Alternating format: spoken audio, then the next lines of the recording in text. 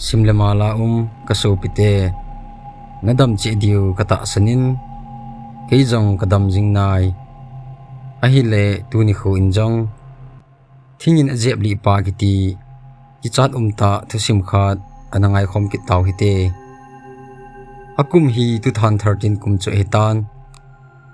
atam jo a ke ho ki wa hing na hi bimsui kiti ho hi kasumu naw thupi pen cho hi nikhat ke le kaloi pa jong bimsui ding ka ki gong hanin heicha champong ka kinol him jet hanin bimsui na ding thingphung len umna lang chu ka zon hon tai chini chu wandil ni hin chu anai phanin gu jong ahung phin chep chep jin hi iti chun lampi jong analin lamthla na din ha sale jin hi keinin jong bim gam lang ka jinglai hanin thing ki phu lugin khat ka jalhon tan ko hiding jatin kaga ve hanin hi le thing ki phu lu jong an kit pon chu phanin keini jong kalung hon adong le jenge thing lu gin ki za a itidana thingphung khat cha jong thulo hi dem tin ka ki holim hanin kaloi pan dal ha hite igei lo ding he hin ti phanin keini jong ka hong kit han tai hiti chun ka thingphu nal hon ding mun chu kaga lung han tan chom khat ka ki chol do hanin thingphu chu ka hong ki pan han tai mi ni na kol khop se na len le hau phung khat chu ka hin phu pan han tan hi le mang chip chemin mi khat chit gin ka za jin kaloi pa ko ma ka sei le ima cha hepun chu phanin ima jang ge lovin thing chu ka hin phu phu han tan hi le akim lang pi ka tu geng han tan a lu na ding ngai cha hi phanin keinin jong ki veng them te in ka tu han tan hi kaloi pan la ima hello khat ve ve le thisan nam ka za jin abang kum le ka ko ma mi ding danin ka hejin ka thil za ho ka ngai tu jin hi le ka ti jong ahong za ji tai a hin ka chang ka hi lo je in kho ka sakit pon ni hlang kai ni selhum dikun hetan ke ni jong kalal hon le wangin thing chu tu lu a dal ha ding ti chu kalung gel hon hin alang khanin ma kaloi pan jingle e ti ke helova to chaya da ha ding chu atu pi pen hi jin ke sangin ama chu ha panin hi le kaloi pa ha na zalin thing chu thu thei ding din munin ahong tai khat ve ni ve ga tu a thu thei jing ding hi phanin kaloi pan golpa nang an ki hin da o kin hin phu lung katin kong jam ding he ati phanin keijong ka ki hin da in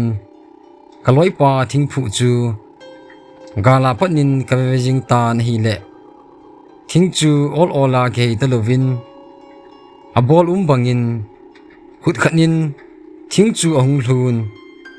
a hlu na ding ka siam na lang hona hlu talovin kaloi pa hung jam na langa hung hlu phanin kaloi pa chu kasamin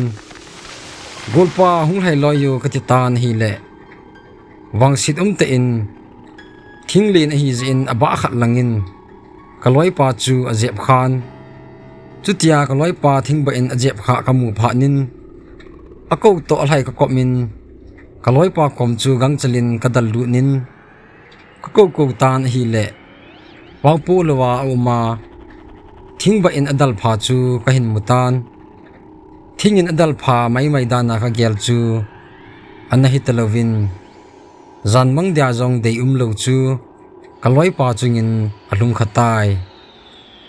kaloi pa hu do te ding ka ngai to wangin thingba alin hi jin alona ji ka hetapon hiti chun kaloi pa luchip hela thingba noya aluk chu mithilong pumin ka vet thojing tai chuphanin keijong kati zawalin ipi bola iti ding hitam ti jong Halloween ka mo angol den jing tai ka kom ka vela gam wa le mi khat to om khat dem katin ka tu sa sa jing tan hi le koima hu sa jong ka japon khula thim tul tul jing tan khu hung thim chanin ka kom ka vel la in husa gim nei ta mi athi ding ko na apian gin ka hin japan tai ka kicha na chu ahung ki be panin ka loi pa jong vengam lovin ka thing phu nal hon asum bul chu ka belin ka to thim tan hi le ka chung langa konin golpa anai giti a e hung ki ko chu mangjin jenin ka zan ka te chung zo se ahung ki limin ka lu chang in a bom te a hin phatai ka loi pa chu gu thimin ka ga avajin hi le ahung chanin akithowa lamzo di dan hun omjin a hai hut jing in hi chutia ka ki chat le wangin ka loi pa chu ka ven kamit hli ka ki the in ka kap ji tai van dil ni hi zin hla jong awa do zo pun go jong ahung phin chip chip jin ke din hin khoban chu ha asle jing tai angol banga imacha gyal theilu khoma ko lai jin kalung thim ahung ki ho la in hilaya hi kom uma pi kan ding ham in lang ching katin ka khumi te ga sei pi ta ngi tin ka hung ki gyal hlan ka loi pa komin golpa ke inin ching katin ka khumi te ga sei pi ta ngi tia ka sei lai ta in ka khot chu akitu bangin ahung umin chom khat pi chu chat theilovin ko lo tai ke jong ka ki mo tom tan hi le ka hung ki tom da in ka loi pa chu thingbo ka hin khu de din ti ja sa san in lam chu ka hin thi dal tai gam mang sung ka hin jut jing lai in kama sanga mi khat achi chu kamun abang kum le chom lo ka in kanung langin husan ka hin chakit jin ka loi pan e hin jui e he ti chu ka het ji in ti ja lo bangin kong hung tan hi le zan pung som danin ka kho u ka wa lu nin husung jong anathip chat tai chupha nin ka inu ka thi dal tan hi le kanu le ka pa jong anato hon na lain itia hung chu dige na hi ham e hin ti honin ke jong ki pa na mel so ka put lo pha nin ka pan ipin hung ti ham ni dang na vail hun to abang hi be ne boy pu hin ti pha nin kin jong ki phalam te in ka loi pa to ka thil tu chu ka seitan hi le kanu le ka pa jong aking dot hon jing in hi ka loi pa ding agyal hon le lainat nan adim thonin ama ni jong ki tim zo lovin mit hli ke the in hin kho chu amang hon tai chupha nin ka bonun ka loi pa in sung mi te ka sei pi win hiti chun kusunga gol hang se se ka loi pa lung pu din azan zanin gamlang chu ka zon ta ve zan pung khat danin ka loi pa na chu ka galhung ta ve achi la a han jep hon thulu na kha asi win ka loi pa thilung chu ka hin boi pi pan ta win hiti chun alung loi do ding ka ti lai ta win ka kom win khot ki beng pu la gin khat ka hin za win ke ho jong ti zalo bangin ka loi pa lung chu ka loi do win lang khat ka sim un in langa din ka hin posu ta ve zan hung sot jap le ka loi pa thilung jong agi che che in ke jong thilung pu a zaw ka hi je in ka loi pa chu gu thimin ka ga anung vet jin hi le ahung ki thau jin ke lang chu luke de in hin ven ka ti za wal phanin ka hung peng do jing tan hi le ke pen husanin ka loi ho jong ahung ew jing win ipinamu ham e hin tivin kin jong ka loi pa ahung ki tho a ke lang a hin vet ji chu ka sei phanin ama ho jong akisawalun thilung chu a hi sa jing ta ve hiti chun chom khat pi chu thilung kom nai ngam lovin kom gam ta vin hi alang khanin ka thil tu naw chu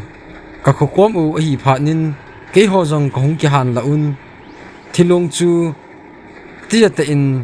khusung ka hin polu nun thisi hi wangin